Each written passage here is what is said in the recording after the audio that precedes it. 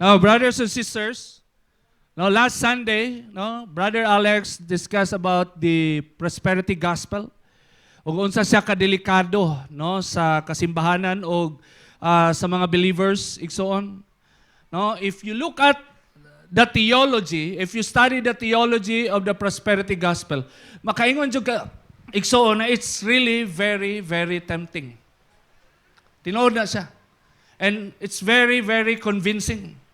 No? Nga naman, tungod kay dili na to malilong igsoon that most of us, tagaan na tog doubt, 0.1%, that most of us, kinsabay tao mo kontra sa pag-asinso. Amen? Kitang tanan man siguro, igsoon, gusto mo asinso. Apil na mga tao nga nagbitbit, nagbitbit o kanang sako diyas dalan, maglakaw-lakaw, manglimos, pangutan-an na, gusto ba na mo asinso? Pangutan-an na, gusto ba nagpanalangin? Pangutan-an na, gusto ba nagkwarta? Gusto ba nagbalay, sakyanan?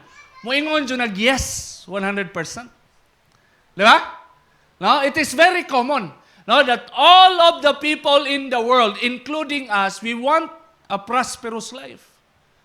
Asinsado nga kinabuhi. No? O ka ng kinabuhi nga, wala kay problema sa kwarta. No? Mao bitaw ng kusog kayo ang swertres. Di ba? Kusog kayong swertres. Kasi nakatisin na swertres, 2-digit. No? Kasi ito mga hilig mag 2-digit. Kanang sa kwarta, gani.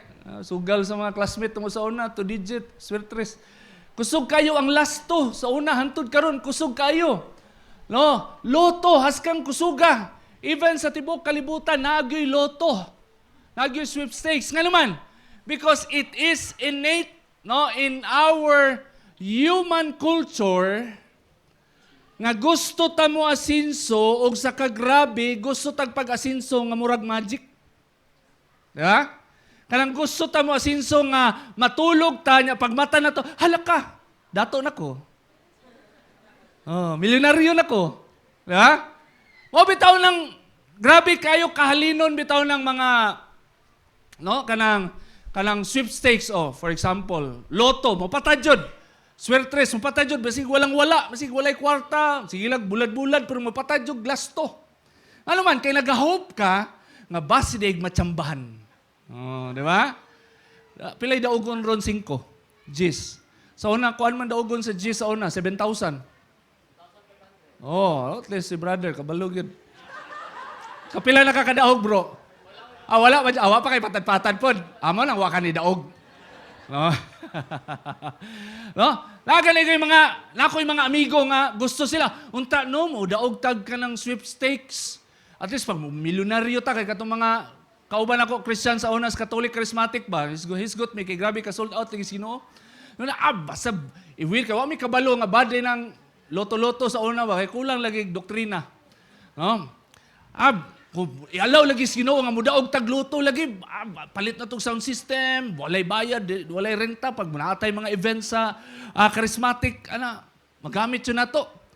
Tapos nag-desire mi mudaog og luto pero wampun mi namatad. Wala sad namatad sad.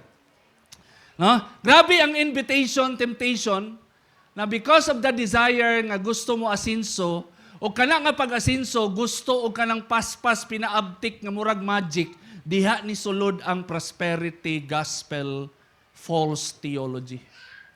Kay diha ma-serve ang nature sa tao. Gusto ka mo asinso, gusto ka pinaabtik nga murag magic by faith in Jesus' name. Usa ka adlaw ni ana, it is possible that you will become a millionaire by faith in Jesus' name. The only requirements is you fulfill the formula. You give. Mo kay nang natay madungog nga nakoy nadungog jud, no, sa advertisement sa ministry talking about tithes and offering niingon na give your tithes dili ni taga Bahangin lahi po ni taga Manila ni. Give your tithes and offering and let's see if God will not bless you or your money back. Giingon jud.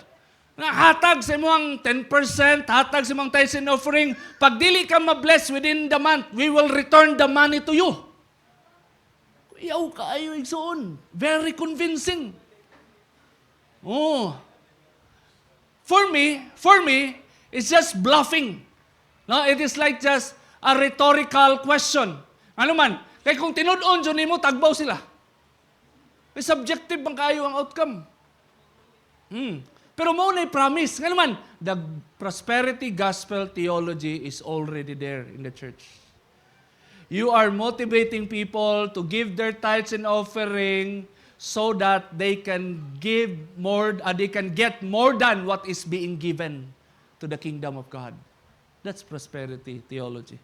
No? Dangerous. Amen? No? Nganong ni flourish ang prosperity gospel? Kay kasagaran sa mga tao gusto o panalangin, which is check. Gusto mo asinso, which is check. O gusto nga pag-asinso nga magic, pinakalit, pinaabtik, which is check. And prosperity gospel is there to cater all those desires. Amen? So diha, ato ang tanawon igsoon. But if you look at the Bible, kung prosperity gospel ang imong tuyo, daghang bersikulo igsoon. Kayong ka, mura man jud tinuod man jud pastor, naman jud bersikulo. So unsay kalahian sa prosperity gospel theology o prosperity, biblical prosperity? The only difference, they use the same verse, the only difference is the intention. It's the intention. Prosperity gospel theology's intention is to get money out from the people. No? But the real prosperity, igsoon according to the Bible, your intention is to bless God and to bless people and to be used by God as an instrument of blessing for others. So it will promote selflessness. No? Wala siya igsoon. So ato ang tanawon. Now, three biblical, ato ang isgutan karon is the negative impact of prosperity gospel in the church. Gidiscuss naman ang foundation, theology sa prosperity gospel. So karon unsay negative nga result, impact, pag ang usa ka simbahan mo embrace o prosperity gospel nga theology. Unsay impact, negative impact, pag ang usa ka Kristohanon, he will welcome this kind of theology and apply this theology in his life. Namo na siya ato ang tan-awon. Igsoon. So, but before that, I will share to you three biblical perspective of prosperity. Tinuod nga prosperity para makita nimo o ma-differentiate nimo. First, biblical perspective of prosperity. It is God's will for all believers to prosper. Klaro kay na igsoon. Will sa Ginoo nga tanang magtotoo mo prosper ka. I'm not talking about just money. Prosperity in all areas of your life. Malipay ang Ginoo. Ang Ginoo, number one, malipay kung muasinso, mamaayo ang imong kinabuhi. No? That's God's will. And it is important nga convince ka nga it is God's will for you to prosper because if you are convinced, my dear brothers and sisters, then dili ka mag-alanganin og ampo, mangayo og opportunity sa Ginoo nga tagaan kag kaalam, tagaan kag oportunidad na mo asinso ka based sa imong pagtrabaho, pagnegosyo, or unsa man ang mga butang nga naa nga gihatag sa Ginoo sa imuha, di ka maalanganin og pagpangayo sa Ginoo og giya tungod kay convince ka nga it is God's will for you to prosper. Importante na siya nga truth. Mapiktuhan ang imuhang yung pag-handle sa tanang panalangin nga naa ka igsoon if dili ka convinced nga will sa Ginoo nga mo prosper ka. Amen? That's the first one. Second, it is God's will to do hard work and manage finances responsibly. It is true. Will sa Ginoo nga mo asinso ka. Tinuod na siya. Will sa Ginoo nga mulambo imong negosyo. Munang maningkamot ka, Lord, tabangi ko, Lord. Ika-11 na ni nga negosyo, Lord. Wag yun ni asinso. Wag yun ni lambo. Sige, padayon lang sa ika-12. Ika-13. Your never-ending desire asking God to teach you more and more and you learn from other people. No? It is God's will to do hard work and manage finances responsibly. No, ang maningkamot igsoon ang mag-ugmad will na sa Ginoo sa kinabuhi sa tanang magtotoo. Ug will sa Ginoo nga ato ang i-manage ang panalangin nga gihatag sa Ginoo sa atoa. Amen? No? Mo nang kaingon ka nga dili gyud by result dili maayo ang sweepstakes og kanang loto igsuon kay daghan na kayog ni daog og loto bisag pila pa ka milyon after 3 months nibalik og kapobre. Nibalik og kapobre. Alam man, gasto diri, gasto dito, palit og property, sakyanan, tanan, balay, sakyanan. After 3 months, nahurot ang kwarta karon for the following years, tingbayad nag-tax. Tingbayad nag-mortgage, tingbayad na og binulan, wa na ibayad, naog daw, balik ka pobre. Oy. Dagag story ana, research na ninyo. Huh? And that is not the kind of life that God wants us to have. Third, it is God's will to give generously for Him, for His church, and for everyone. Will na sa Ginoo igsoon. Will sa Ginoo nga masinso ka. Will sa Ginoo nga ma-manage sa imong finances. No, nga mag-ugmad ka. No, maghago ka, maningkamot ka. Ug will sa Ginoo nga mahimo kang generous. No? Unsay pasabot anang generous? Na willing ka muhatag nga di na ka magunahuna kung naabay balik ang imong paghatag. Kay kung muhatag ka and you say to yourself that you are a generous person, pero mag-expect ka nga naay balik ang imong paghatag, dili pa ka generous. Because that's a violation of the word generosity. When you say generous, you are very willing to give without expecting any return. That's the principle of the Bible. Amen? No? So those are the 3 biblical perspective of prosperity. So tanaw na to sa iyang negative impact igsoon. No, when you welcome prosperity gospel, no, and biblical prosperity. Number 1 is materialism. Mo gini pinakauna nimo makita. Wa ka kailag simbahan. Tayo to, the most biblical church. Davao City. Gwapo ni kay the most biblical church. Pagsulod nimo, grabing contest. Pagwapuhay og shoulder bag. Oh, ang mga nanay, kuyo kay mga headdress, padagko ay headdress. Mura naman nagkuan festival. Mura naman nag-Brazil festival. Oh, makita man na nimo, wala pa ka nagtuon sa pulong sa Ginoo ha. Nisulod lang ka kay nasaag ka. Oh, ay, sa man ako nasudlan diri? Mura magkuan.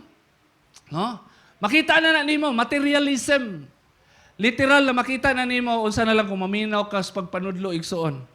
No, og mao nay isa sa negative impact kung ato ang i-welcome ang prosperity gospel theology. No, the church people will become very materialistic and slowly manifesting fruitlessness. The consequence of materialism is fruitlessness. O kana nga pagka-fruitless, hinahinay na siya, di na pinakalit. Kaya ang materialism, di man po na siya pinakalit. Hinahinay man na siya kay di man tanan tao, di man tanan dato. Di ba? Anam-anam man na siya, magsugod man nagbag nga gisi. Tapos imong gipatahi. Tapos di naman ko satisfied ani bagaw eh. Kay ligon kunuhay pero naman goy tahi. So mapalit kag bag-o na bag, wala may problema ana. Karon bago imong bag, why nakabalo ikaw lang problema ka. Why nakabalo sa imong bag-o nga bag? So saon man niya. So pagsulod sa church, hi brother, hi sister. Diba? Imagine na ipakita para mapuslan ng bag-o. Diba? Kaya kung why makakita, why maka-appreciate. Ana man principle ana igsoon. No? Hinahinay na mura ka gi-train, mura ka ganang gi-train, gitudluan og taman-taman hantod sa mahimo jud kang unana og mahimo kang fruitless. No? Jesus warned us here in Mark chapter 4 verse 18 to 19. Unsay gingon din eh. Talking about the parable of the sower. The seed that fell among the thorns represents others who hear God's word, but all too quickly the message is crowded out by the worries of this life, the lure of wealth, and the desire for other things, so no fruit is produced. According to Jesus, ang word na gitanom no, sa kasing-kasing sa tao nga sa dihang pagturok, nisabay og turok ang mga sagbot, susama siya sa usa ka liso, igsoon, nga niturok sa usa ka yuta, pero ang yuta, igsoon, na problema kay dagag sagbot. Ug ang sagbot dito is ang desire, no, the lure of wealth and the desire for other things. And because of that, there is no fruit. There is no fruit. My dear brothers and sisters, the Bible is not against people attaining valuable wealth. You look at Solomon. You study Proverbs 30, the woman, no, nga gi-appreciate dadto. Naa siya mga valuable, naa siya mga expensive na mga jewelry, no? But the Bible wants to make it clear what is the intention behind of all the display. No, kay part man na sa gidibatihan man na siya. Kung bawal bagyod sa usa ka Christian nga mopalit og mga valuable nga butang, dili siya bawal. Naman tayo mabasa ana. Ang bawal diha is ang manghambog. Amen? Oh, bawal gani manghambog nga naa kay bulawan, unsa na lang manghambog ka nga walang-wala ka. Amen? In both areas. Either you have this wealth, manghambog ka, ako'y pinakadato, ako'y pinakaambungan, ako'y pinakagwapa, ako'y naay pinakanindot nga unana, o masig walang-wala ka, dili imo ang sakyanan, ipanghambog nimo sa social media. Amen? Both sides, the Bible is against. Ang desire, intention, ang maghambog. O diha magsugod, igsuon, nga ang usa ka Kristohanon mahimong fruitless. No, mo nang mabasa na to sa Mark chapter 4, no? Nga ang pulong sa Ginoo dili mulambo sa kinabuhi sa tao tungod sa kani mga butangan ni worries of this life, the lure of wealth, then the desire for other things. So mahimong fruitless. Mo nang dangerous siya nga theology. Kay mahimong fruitless ang usa ka Kristohanon, igsoon. No? Ikaduha, Matthew chapter 6 verse 24. No, isa sa pinaka-reason nga nung mahimong fruitless ang usa ka tao. No, according to Jesus, no one can serve two masters, for you will hate one and love the other. You will be devoted to one and despise the other. You cannot serve God and be enslaved to money. It is not just making yourself good in front of many, nga nahukag materialism and prosperity gospel, but the very root of this kind of theology is really idolatry. Diretsa nga pagkastorya, it's idolatry. You are worshiping the God of Mammon, either directly or indirectly. No? Muna ningon si Jesus, you cannot serve two masters at the same time. You cannot serve God and money at the same time. If you will truly serve God, you will reject loving money. But if you will serve money, you will reject God also. Because you love money. Di na ma-mix, igsoon. No, di na siya ma-mix. Mo nang dangerous ang prosperity gospel theology. Kay mahimo kang materialistic and then later on, masyak kang nga, uy, di naman day si Lord ang akong gina-worship ani. Oh, dili naman day si Lord ang pag-asinso naman day, ang panalangin naman day. No, you are not aftering the one who is the giver of blessing. No, kung dili ang panalangin na imong ginagukod, igsoon. Amen? No, musimba ka kay di ka gusto maka-absent kay basig. Pagbubuos panalangin sa Ginoo, di ka kasalo. Di ka kabayad sa imong renta kapag kasunod semana. No? Dili na ang Dios, no? Mawala na, no, sa focus, sa heart, no, sa imong desire, sa imong purpose. Thoughts to keep. Once materialism enters the church, it will start to choke it and make it fruitless. Pag ang materialism mo sulod sa simbahan, mahimog yung fruitless. No, bisag kung saon pa. No, og di mabantayan. Nga naman, kay mahimo namang kultura. Walay makabantay kung alin ang naiba. Kay kung mo kontra ka, palayason, mga fellowship. No, KJ, ramang kay kabrad, over strict conscience, ramang kay kabrad. Anao naman ka, kaya di man kakasakay na magsige na sila gisgot o nakapalit daw sila mangunani sa church. Ang excitement sa mga tao is the new bags, new clothes, new shoes. Walang uso kayo na sa mua sa una pag musimba, ganimi. Musimba lang yun may pag namin bagong sinina. Tinuod yun na siya. Oh, niagi yun ko ana. Nga pagbago ako ang sinina, igsoon, musimba yun may ana. Ako mga barkada, simba yun. And then during sa kalawat, kami dyan kinalasan nga mulinya. Nya dito gyud mi sa center kung asa si Father. Kami kinalasan na aslin niya. Nga naman, magmodeling man mis kung barkada, bugoy sa kayo. Karon na vlogger na ba ya, dagang followers. Maglinya dyan kami katapusan. Ingon din sa lawas si Kristo. Pagkahuman, pasunsyo, eh. Oh, bugoy siya kayo sa una, eh. We are so motivated. Kaya mo na mo ang understanding. Igsoon. So, grabe ka fruitless nga kinabuhi. Puro pagpakaroon ingnon. Ang naasa mo ang life during that time. Second, materialism is very dangerous because it is rooted from idolatry in which money is held as the master and God. Munang seryoso ni siya nga mali nga theology igsoon. Careful taani kay maugi na siya ang root ana. It's idolatry. Dili lang basta kay theology lang, idolatry siya. Serving the God of mammon, the God of money. Now second, the negative impact of prosperity gospel first is materialism. Na mo'y mo resulta nga di mamunga ang usa ka Kristohanon o usa ka simbahan. Ikaduha, exploitation. Kani, common kini siya. No? Exploitation.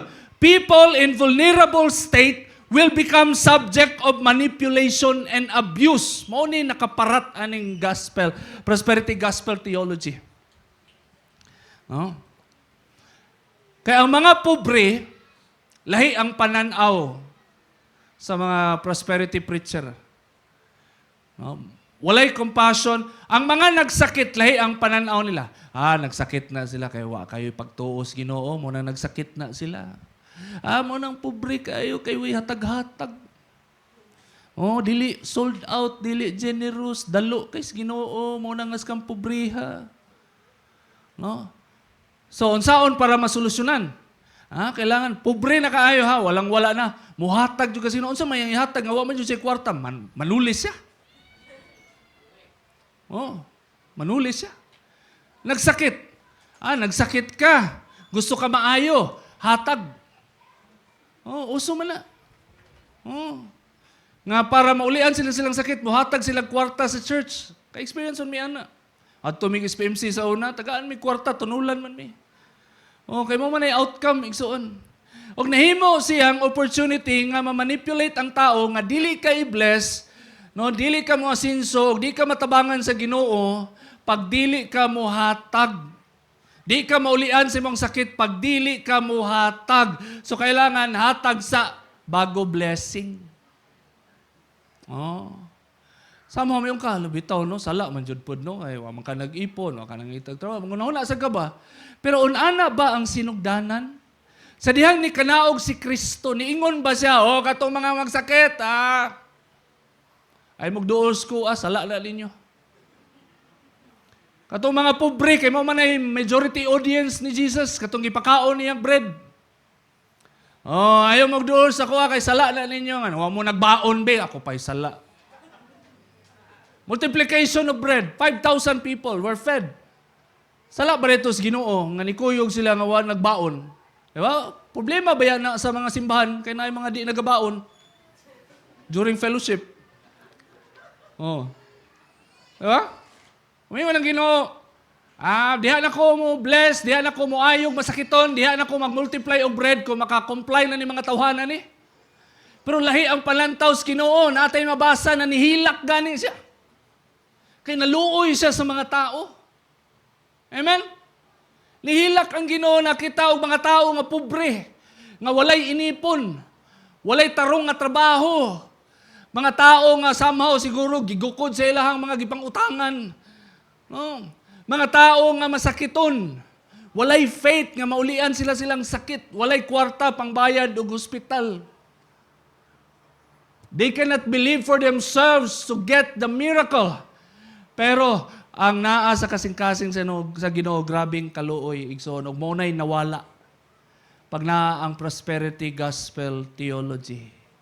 Compassion sa tao, mawala.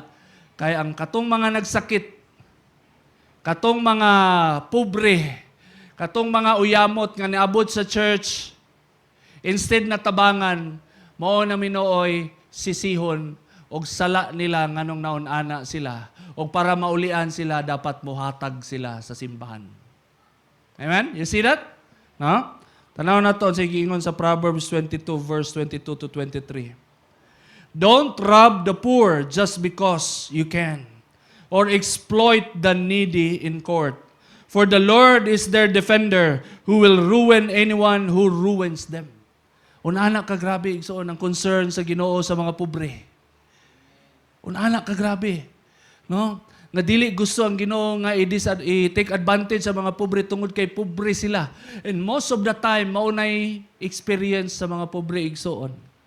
And unfortunately, sulod sa simbahan, supposedly ang church mo'y gamiton sa Ginoo nga ang mga pobre matudluan og tarong, matabangan para sila makabarog sila ang kaugalingon og dili mahimong dependent sa mga ayuda nga ginahatag sa mga politician, na mahimo silang independent, manarbaho sila, tabangan sila, i-guide sila, no, na mo-manage sa ilang kwarta, no, og magtinarong sila nga tao sa society. Igsoon, lahi man noon ang nahitabo.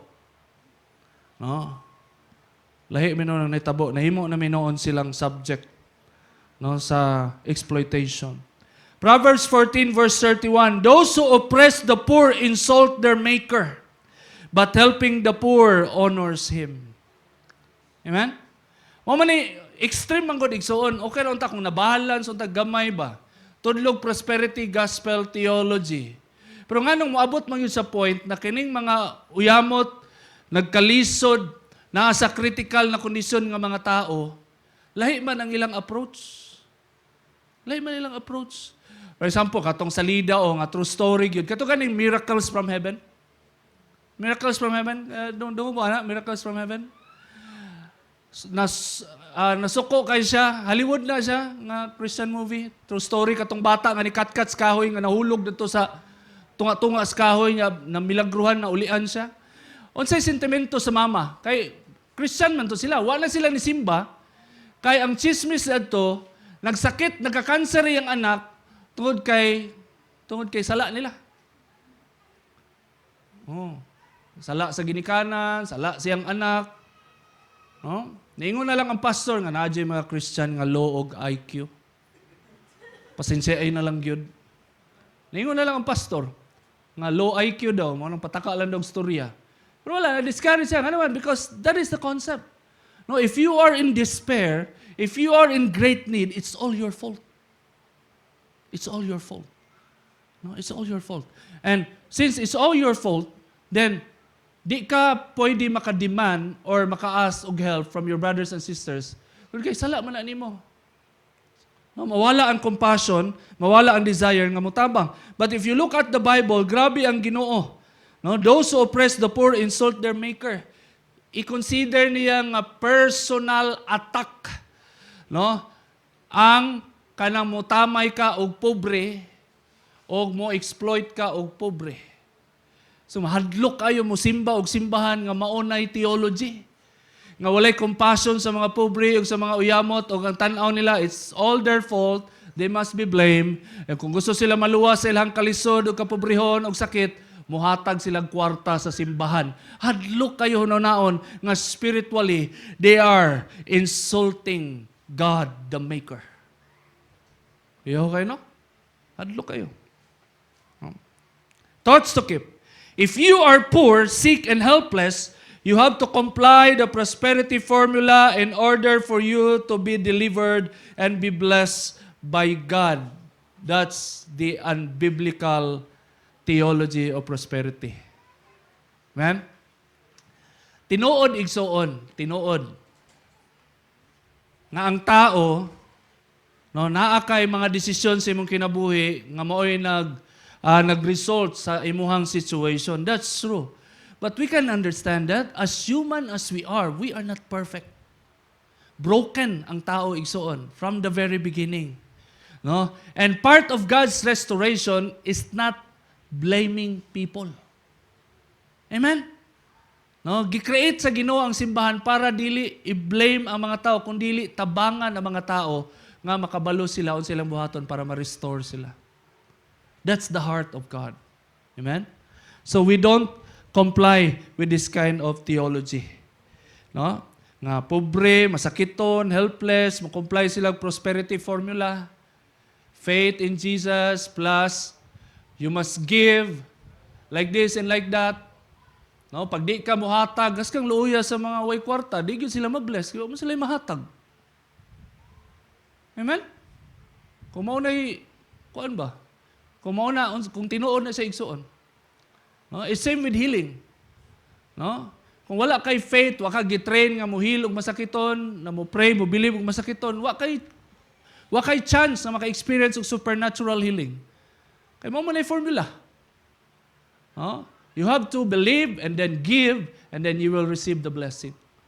No? Second, prosperity gospel diminishes the compassion for helpless people because it interprets the vulnerability of people as an opportunity to gain wealth for the advancement of the kingdom, quote unquote. Ulaw kayo hunaw igsoon nga ni asinso ang simbahan tungod kay daghantag mga manlilimos nga faithful nga naga-tithes.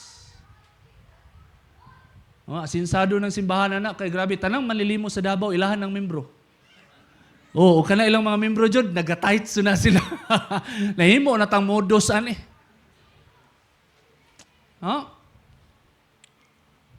Ayan? Mao ginay isa sa consequence. Mahimong materialistic ang mga Christian, mahimong fruitless. No, pag dili na ang God's Biblia ang giserve, ang kwarta na. And then mawala ang compassion sa usat usa. Amen? Ang desire, sincerity nga mutabang sa imong kapwa mawala tungod kay na may prosperity formula. Pag di ka mo comply ana, walay blessing. No, ikatulo og katapusan. No, if the negative impact of prosperity is materialism, exploitation, third, mission deterioration. Mission deterioration. Distorting the gospel message will result to losing the desire to serve sacrificially. Mao nay dako nga consequence. Pag mo penetrate, mo infiltrate ang prosperity gospel, isa sa mapiktuhan igsoon ang mission. Naay issue sa mga churches sa West, even sa Europe, nga naay mga mission outreach program, wala sila'y problema kwarta, kay daghang kwarta ang simbahan. Ang dako nga problema nila, wala na yung mga volunteers. Wala na yung mga volunteers. Daghang donors. Okay, na project, na mission, okay. Send ako, chiki, anak, pak, send ito. Atag nito, we need volunteers. It's okay. Wala may time, anak. Busy kay me. For the glory of God. Bless kayo me. So, wala sila time. So, matag na lang sila, mo-donate na lang sila. Karon ang problema igsoon. Mao na may trend. Kay tanan gusto man mapanalanginan, tanan gusto man mo asinso, tanan gusto magkanang life nga igo na lang ka mo hatag, the rest maghago. Ni hatag nako, ako pa'y mo hago. Anak man na igsoon. No? Ako'y pinakadakog donation. Nya mo tabang pa jud ko. Grabe mo lampas sa tas langit ani. No? Labi yun anak. No? Ang tao, naanak ba yun? No? So dako kayong problema ang mission work sa church. No? Bless kayo financially, daghag dato, daghag donors, daghag willing mo donate, pero magkahinay-hinay na ang mga tao nga willing mo volunteer o willing mo adto sa mission.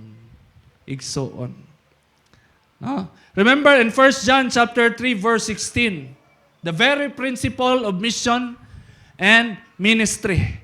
We know what real love is because Jesus gave up His life for us.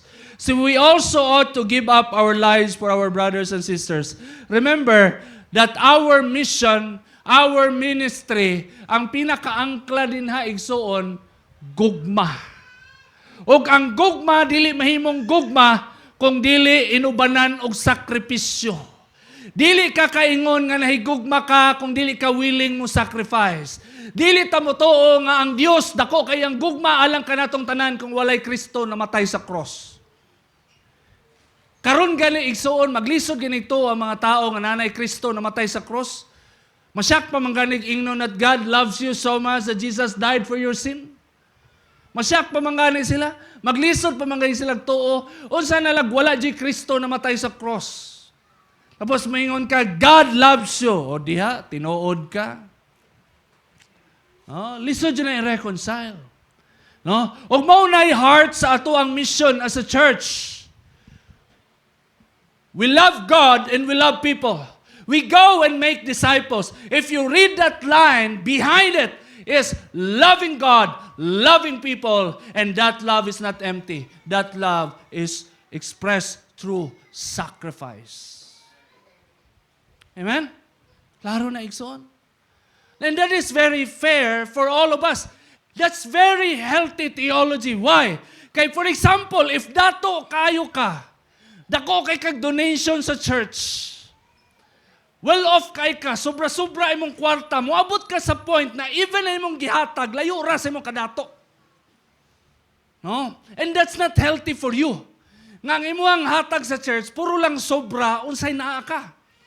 Kaya kung imong hasang pagrabihan, for example, you are like Manny Pacquiao, malumos mo po ang simbahan kung imong tagaag, bilyon-bilyon. Dudahan man imong pastor, number 1. Kung ikaw tag-iya sa SM, tapos mag-tights lang ka, grabe. Yung mag-tights kag simbahan nga gamay nga simbahan nga naalay 30 ka membro. Grabe, pastor. No? Kaya wala, no? Tanang bangko nimo bulawan. Kung saan mo na ito ni? No? Ano ba? Na-adjoy limitation sa privilege of giving. Kung unana ka kadato, di ba? Wala na ang kwarta. So it is very unhealthy for you if you are just serving God out of your convenience. And so, according to the Bible, this is love. You gave your life for God and for people. So it's more than the money. It's more than the money. It's more than the talent. It's more than the thing that you have, that you did. Yung kang valuable yun sa imo, it is your life. And that is very fair for everybody. Whether ikaw ang pinakadato or ikaw ang pinakapobre, naadyo luna sa mong kasing-kasing o naadyo kayo opportunity nga mo sakripisyo for the glory of God, and that is your expression of love. O maunay mawala igsoon pag ang prosperity gospel theology maoy mo dumina sulod sa simbahan. Mawala ang tinuod nga gugma. Kaya ang pagpangalagad out of convenience na lang. It's more on money. It's all about money. Pag dako ka ginatagan, sikat ka sa simbahan.